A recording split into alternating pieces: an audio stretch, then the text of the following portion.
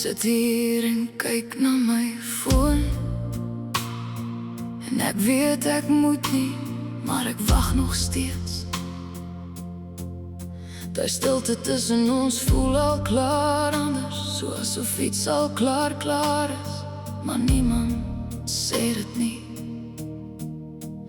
Ek is bang vir daai oproep, nie omdat ek nie wil praat nie, maar omdat ek al klaar weet hoe dit gaan eindig, en ek kan het al in my kop oorbreek. Ek probeer my kop besig hou, maar alles bring my terug na jou toe, en my bors raak swaar, voor jy eers iets gesê het.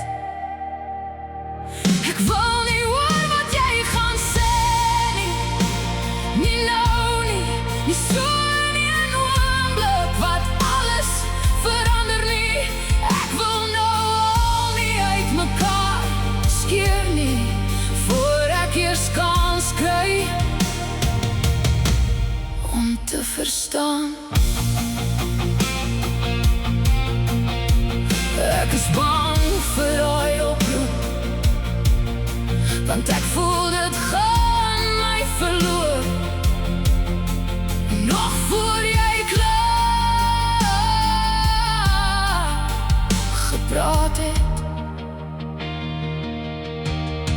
Ek wens ek kon die tyd stop hier, voor jy besluit wat jy gaan sê, voor ek moet maak of ek sterk is, terwyl ek dit nie is nie.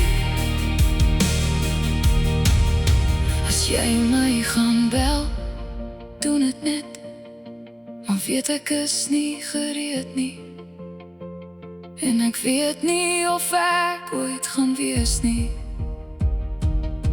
Ek wil nie hoor wat jy gaan sê nie, maar ek gaan seker luister, al breek het my stadig, en iets wat ek nie kan terugvat nie. Ek wil nie nou al uit mekaar skeer nie, maar ek voel hoe dit kom,